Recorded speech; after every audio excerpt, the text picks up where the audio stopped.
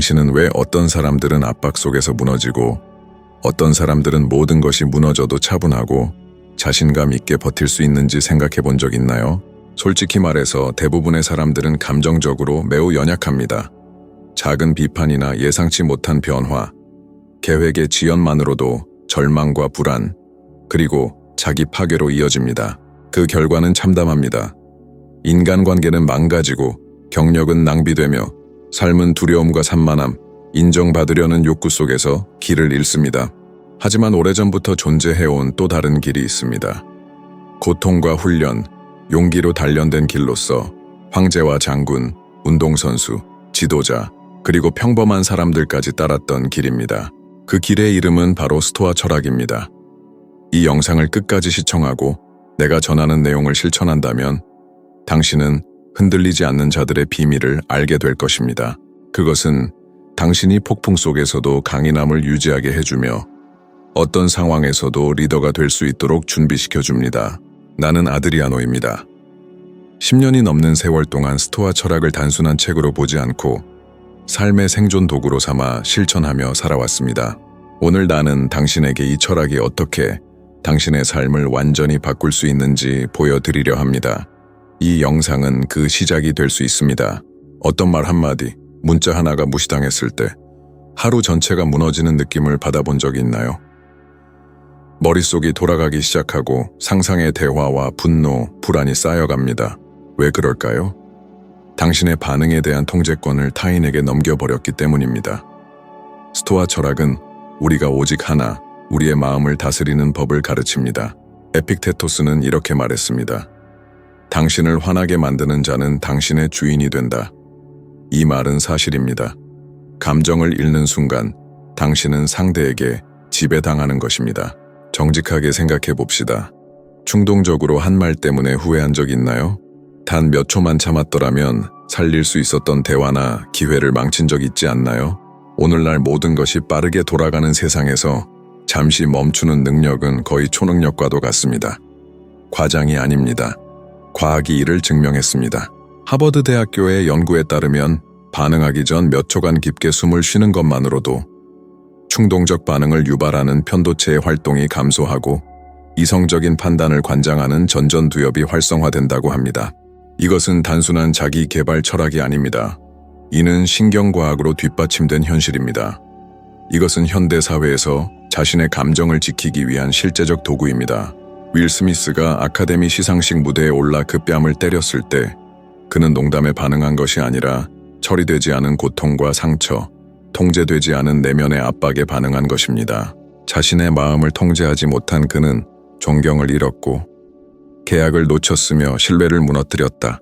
단 한순간 하나의 선택, 하나의 충동으로 모든 것이 바뀌었다. 이제 당신의 삶으로 가져와 보자. 회의 중 누군가가 당신을 방해하거나 모든 사람 앞에서 당신의 일을 비판했다고 상상해보라. 당신의 본능적인 반응은 무엇인가? 자신을 방어하거나 해명하거나 되받아치는 것일 것이다. 하지만 스토아 철학자라면 어떻게 할까? 그는 경청하고 호흡을 가다듬은 뒤 그 비판이 공격인지 배움의 기회인지를 판단할 것이다. 마르쿠스 아우렐리우스는 이렇게 말했다. 사실이라면 받아들이고 거짓이라면 무시하라. 단순하지만 강력한 통찰이다. 이러한 태도는 가정에서도 도로 위에서도 메시지를 주고받을 때도 직장에서나 시장에서도 통용된다.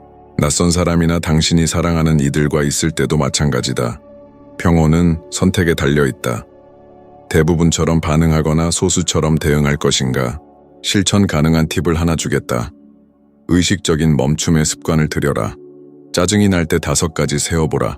그 잠깐의 시간 동안 이렇게 자문하라. 이게 정말 중요한가? 이 일에 내 에너지를 쏟을 가치가 있는가? 이게 내 통제 안에 있는가? 10번 중 9번은 그렇지 않다는 걸 깨닫게 될 것이다.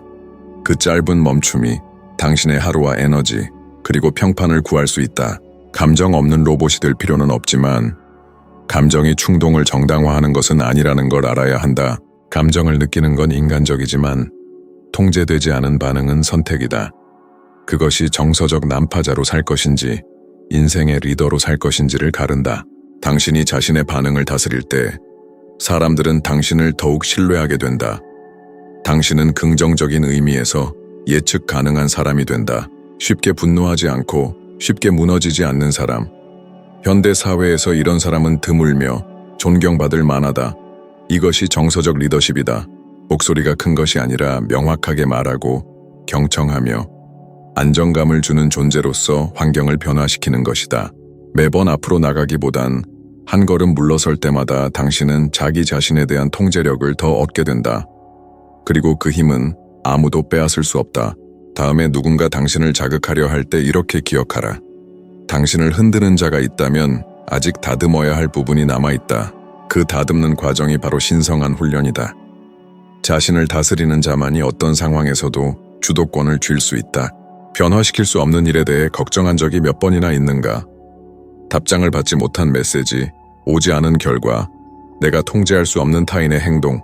우리는 어쩌면 인생의 많은 에너지와 건강, 그리고 수명까지도 그런 어쩔 수 없는 것들에 허비하고 있는지도 모른다. 가장 슬픈 건 대부분의 사람들이 그렇게 산다는 사실이다. 미리 고통받고 추측으로 스스로를 괴롭히며 자신이 짊어질 필요 없는 짐을 안고 살아간다. 세네카는 이렇게 말했다. 필요 이상으로 먼저 고통받는 자는 실제보다 더 큰 고통을 겪는다. 이것이야말로 현대인의 가장 큰 독, 불필요한 고통이다. 아직 오지 않은 미래에 대한 끝없는 걱정과 사람들이 나를 어떻게 볼지 통제하려는 절박한 시도는 결국 마음을 소진시킵니다. 모든 사람을 만족시키고 완벽해지려 하며 매 순간을 예측하려는 강박은 결국 우리를 깊은 피로로 이끕니다. 하지만 스토아 철학은 우리에게 하나의 기준을 가르쳐줍니다. 바로 우리 통제 아래 있는 것과 그렇지 않은 것을 구분하는 법입니다. 우리의 생각과 태도, 선택은 우리의 것이고 그 외 모든 것은 놓아주어야 합니다. 그러나 대부분의 사람들은 반대로 행동합니다. 타인을 바꾸려 하거나 인생을 연극처럼 조종하려 들지요. 하지만 인생은 연극이 아니라 바람과 파도가 예고 없이 몰아치는 바다이며 바다에 맞서 싸우는 자는 결국 익사하게 됩니다. 브리트니 스피어스의 삶을 보세요.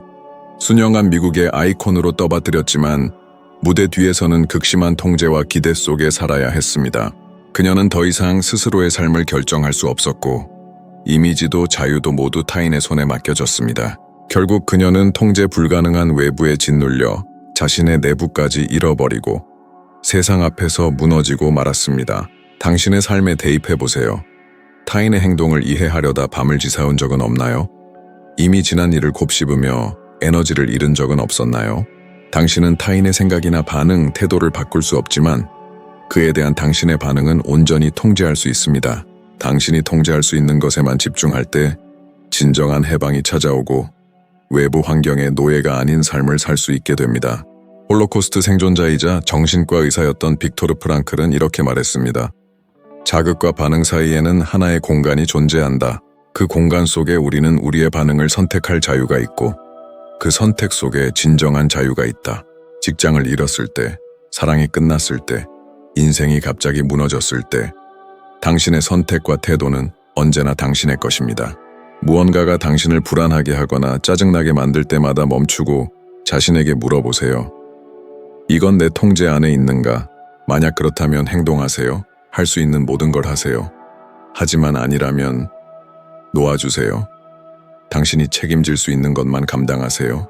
그리고 나머지는 시간, 삶, 신, 우주, 당신에게 의미 있는 존재에게 맡기세요. 하지만 꼭 놓아야 합니다. 이건 무기력함이 아니라 감정지능입니다. 실천적인 지혜입니다. 다른 사람들이 바람을 움켜쥐려 발버둥 칠 때 스토아인은 발밑을 주시합니다. 주변이 흔들려도 그는 단단히 중심을 잡고 있습니다. 그래서 그는 이끌 수 있습니다. 왜냐하면 자기 내면을 다스리는 사람은 외부에 의존하지 않기 때문입니다. 이 원칙을 빨리 적용할수록 당신의 삶은 가벼워질 것입니다. 제어할 수 없는 것을 붙잡고 살면 발에 닻을 단 채 달리는 것과 같습니다. 움직일 수는 있지만 항상 고통스럽고 불필요한 에너지를 소모하게 됩니다. 놓아주세요. 당신이 제어할 수 있는 것에 집중하세요. 그렇게 하면 혼란 속에서도 아무도 빼앗을 수 없는 평화를 발견할 수 있습니다. 그것이 흔들리지 않는 자들의 평화입니다. 자신에게 다짐을 하는 건 쉬운데 다음날 그 약속을 깨는 것도 얼마나 쉬운지 알고 계신가요? 월요일부터 다이어트 시작이야. 내일은 꼭 일찍 일어날 거야. 오늘이 마지막이야. 하지만 결국 유혹 앞에 무너지고 맙니다. 그 후에 찾아오는 건 죄책감, 좌절감, 그리고 같은 자리만 맴도는 무력감입니다. 훈련 없이는 그 어떤 큰 꿈도 결국은 흩날리는 먼지가 됩니다. 많은 사람들은 규율이 자신을 속박한다고 생각하지만 실제로는 규율의 부재가 우리를 중독, 미루기, 정체에 가두는 것입니다. 세네카는 이렇게 말했습니다. 욕망의 노예가 되는 것은 가장 비참한 속박이다. 욕망을 제어하지 못하면 당신은 항상 그 끌림에 휘둘리게 됩니다. 편안하고 쉬운 것에 예스라고 말하고 희생과 인내가 필요한 것에는 노라고 하게 되는 삶이죠. 대부분은 바로 그 지점에서 실패합니다. 규율은 원한다와 이뤄냈다를 구분짓는 요소입니다. 단단한 성취는 반복과 고통 없이는 불가능합니다. 영국 유니버시티 칼리지 런던의 연구에 따르면 행동이 습관으로 자리 잡는 데는 평균 66일이 걸립니다. 2달이 넘는 시간 동안 반복해야 한다는 뜻입니다. 그러나 대부분은 일주일 만에 포기합니다. 왜냐하면 그들은 즉각적인 결과에 중독되어 있고 쾌락과 진전을 혼동하기 때문입니다. 이건 치명적인 독입니다. 마이크 타이슨은 그 전형적인 예입니다. 그는 재능도 있었고 힘도 있었고 명예도 재산도 있었지만 규율이 없었습니다. 그는 유혹과 욕망에 휘둘렸고 결국 거의 모든 것을 잃었습니다. 규율 없는 재능은 통제할 수 없는 칼날과 같아서 결국 자신까지 상처 입힙니다. 이제 당신을 돌아보세요. 꾸준하지 못해서 놓쳐버린 기회가 얼마나 많았는지 떠올려 보세요. 당신은 얼마나 자주 스스로를 배신하며 달라지겠다고 말해놓고 결국 똑같은 자리에 머물렀습니까? 얼마나 많은 계획이 끝맺지 못했고 약속은 깨졌으며 시작만 있고 끝은 없는 일들이 있었나요?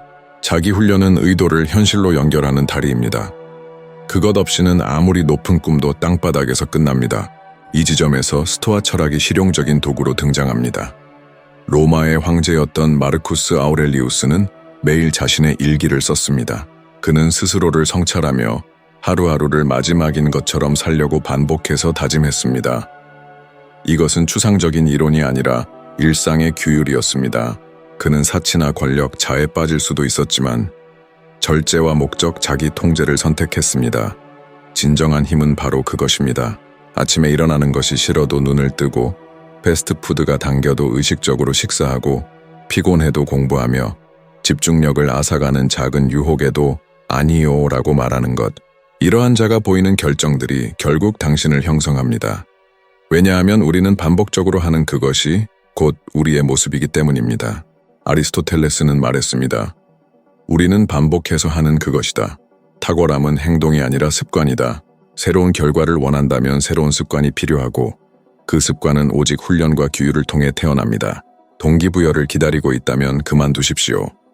동기는 불안정한 감정이며 오늘은 있지만 내일은 사라질 수 있습니다.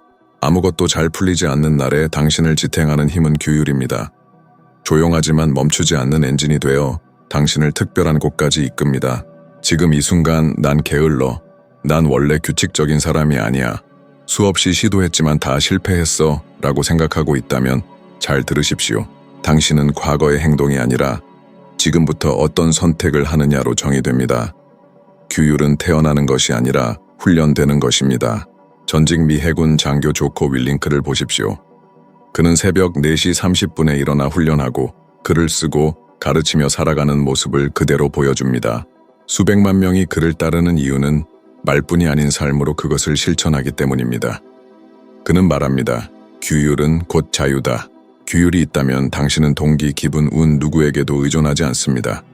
해야 할 것을 그냥 해냅니다. 끝입니다. 흔들리지 않는 존재가 되고 싶다면 의욕을 기다리는 대신 행동으로 옮기십시오.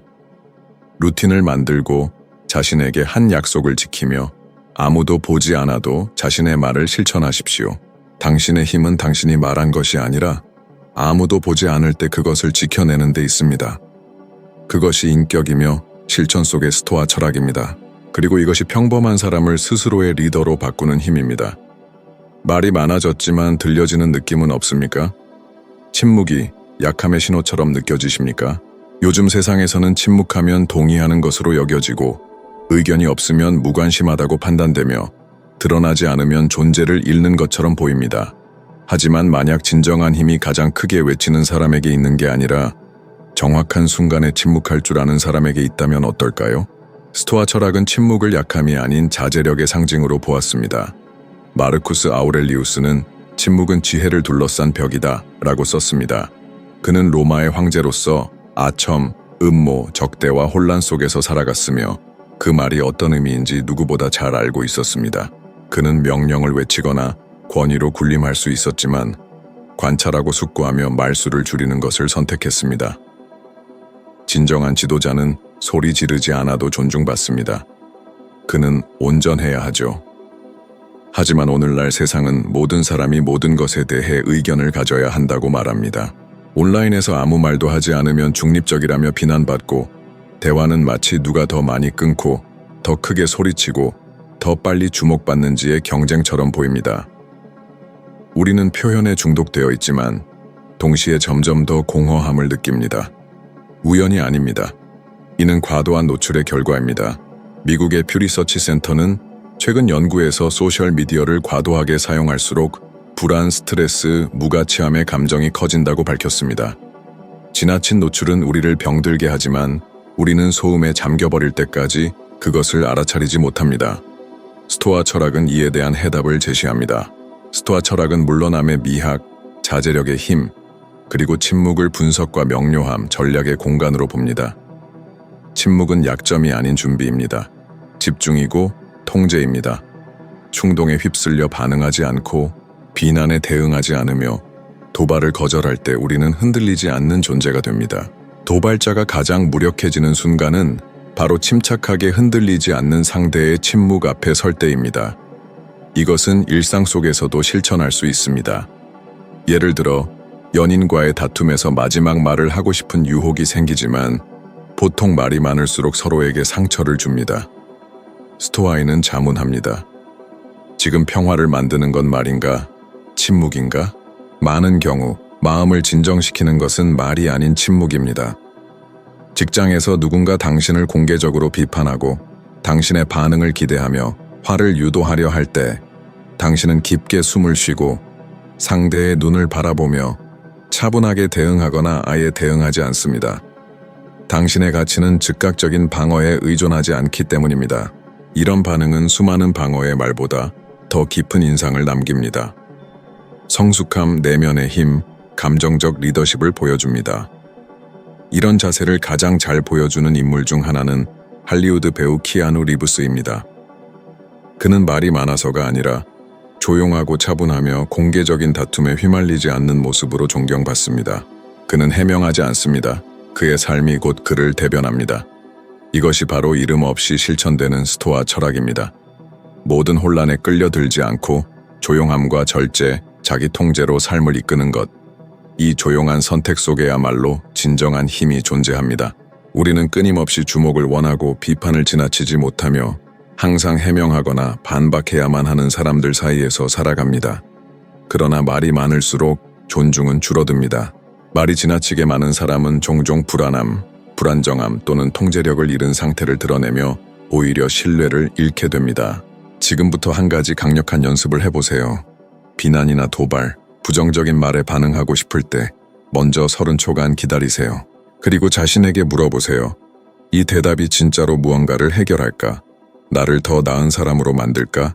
아니면 단지 갈등을 키울 뿐일까? 대부분의 경우 침묵이 가장 강력한 반응입니다. 그건 수동적인 태도가 아니라 명확한 전략입니다. 상대방이 당신을 흔들기 위해 감정적으로 소모되고 있을 때 당신은 흔들리지 않고 고요함을 유지합니다. 그것이 바로 진정한 위협이 되는 힘입니다. 스토아 철학자는 말에도 때가 있으며 침묵 또한 많은 것을 말해준다는 것을 압니다. 침묵은 지혜를, 절제를, 자신감 있는 내면을 드러냅니다. 당신은 더 이상 스스로를 증명할 필요가 없습니다. 그리고 바로 이것이 오늘날 보기 드문 가장 강력한 자유의 형태 중 하나입니다. 모든 대화에 참여할 필요 없습니다. 모든 말에 반응할 필요도 없고 늘 설명할 필요도 없습니다. 침묵을 다룰 줄 알게 되면 진짜 중요한 것들이 들리기 시작합니다. 심지어 당신 안에서 울리는 그 소리까지도. 그때 비로소 당신이 입을 열면 그 말은 무게를 가집니다. 왜냐하면 반응이 아닌 깊은 성찰에서 나온 말이기 때문입니다. 끊임없이 말하는 사람의 목소리는 소음 속에 묻히지만 올바른 순간을 선택한 자의 침묵은 울려 퍼지고 사람을 움직이며 변화를 이끕니다. 항상 눈에 띄려고 애쓰지 않아도 됩니다. 이미 스스로를 충분히 알고 있기 때문이죠. 이 내면의 힘은 그 누구도 무너뜨릴 수 없습니다. 모두가 반응하고 불평하며 감정을 터뜨리고 스스로를 희생자라 느끼는 이 시대에 내면의 통제력을 유지할 줄 아는 자만이 진짜 삶의 주인이 됩니다. 오늘 당신이 들은 것은 단지 아름다운 이론이 아닙니다. 이것은 선택이며 매일 실천해야 하는 삶의 방식입니다. 만약 당신이 이 말을 내일도 아니고 다음 주도 아닌 오늘 당장 실천한다면 오늘부터 당신은 달라질 것입니다. 더 가볍게 잠들고 더 선명하게 행동하며 더 의도적으로 말하게 될 것입니다. 당신은 더 이상 통제할 수 없는 일들에 에너지를 쏟지 않게 되고 진짜 중요한 것에 힘을 쌓기 시작할 것입니다. 여기까지 함께 해주셔서 감사합니다. 만약 이 여정이 당신에게 의미가 있다면 지금 화면에 보이는 다음 영상에서 당신은 스토아적 지혜의 또 한 계단을 오르게 될 것입니다. 거기서 기다릴게요.